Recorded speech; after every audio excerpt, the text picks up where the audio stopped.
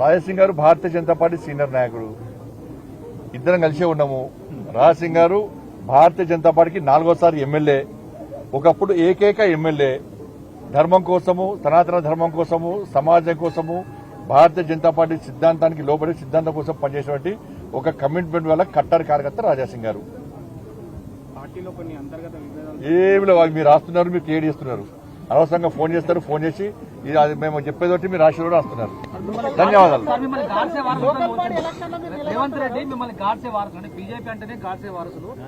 ఇప్పుడు కాంగ్రెస్ అడుగు పెట్టుడెక్కడిదే 50% ప్రాంతాల్లో మేము ప్రాతినిధ్యం వహిస్తున్నాం.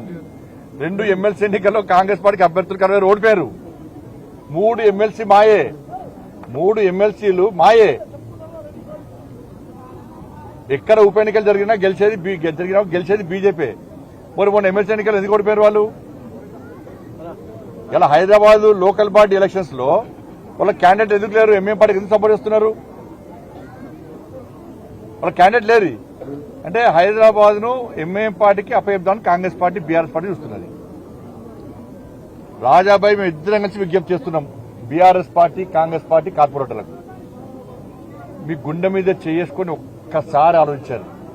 మీ కుటుంబ సభ్యులతో మధ్యాహ్నం సాయంత్రం భోజనం చేసేటప్పుడు, పూజ చేసేటప్పుడు, సాయంత్రం టీవీ చూసేటప్పుడు మీ కుటుంబ సభ్యులు అడగండి, ఎంఏఎం పార్టీకి ఓటు వేయమంటారా అని మీ కుటుంబ సభ్యులు అడగండి. గౌరవ కార్పొరేటర్లకు విజ్ఞప్తి చేస్తున్నాం.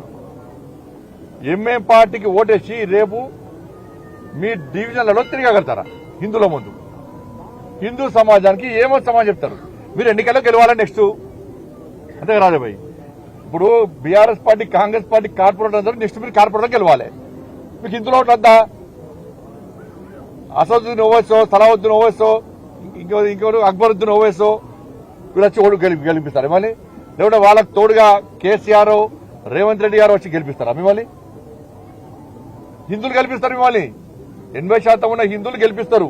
మీ ఆది నాయకుల మాటలు విని మీరు ఓటింగ్ కు రాకుండా, లేకుంటే ఓటింగ్ వచ్చి ఎంఏఎం పార్టీకి ఓటిస్తే భవిష్యత్తులో మిమ్మల్ని ఎవ్వరు కాపాడలేరు.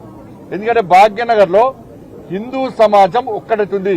మొన్న రాజాబాయి నిర్వహించినటువంటి యాత్ర వేలాది మంది, 1,00,000 మంది వచ్చారు. దాదాపు అంతమంది వచ్చినప్పుడు అది భాగ్యనగర్ నుంచి ఎక్కువ మంది వచ్చారు. యూత్ అందరూ వచ్చారు.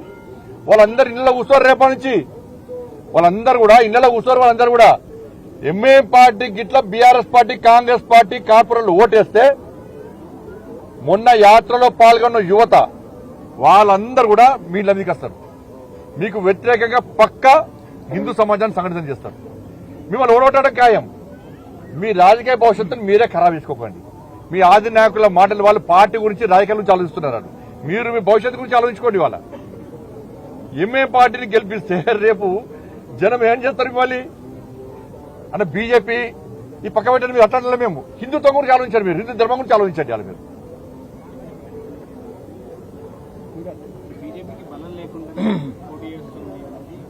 మా బలం ఏందో మన ఎమ్మెల్సీ ఎన్నికల్లో మేము నిలబడ్డాం. మరి బలం ఉంది, బలం ప్రదర్శించుకోవడానికి మేము ఎన్నికలు పోటీ ఇస్తున్నాం. వాళ్ళకి బలం లేదు అంటే క్యాండిడేట్ లేరు. వాళ్ళకి కాంగ్రెస్ పార్టీ నుంచి పోటీ చేసే క్యాండిడేట్ పేరు వాళ్ళు 15 మంది. అది పక్క పార్టీలకు రక్షణ వాళ్ళు కూడా. బీఆర్ఎస్ పార్టీకి 25 మంది ఉన్నారు. 20 మంది ఉన్నారు. అయినా కూడా పోటీ చేస్తలేదు. క్యాండిడేట్ లేరు. మొన్న ఎమ్మెల్సీ ఎన్నికల్లో పోటీ చేద్దామంటే బీఆర్ఎస్ పార్టీ పోటీ చేద్దాం, ఒక్కరు పోటీ చేయాలి. ఒక్కరు కూడా. ఇవాళ లోకల్ బాడీ శాసన మండలి హైదరాబాద్ సంబంధించి ఎన్నికల్లో కూడా పోటీ చేయడానికి క్యాండిడేట్ 60 ధన్యవాదాలు.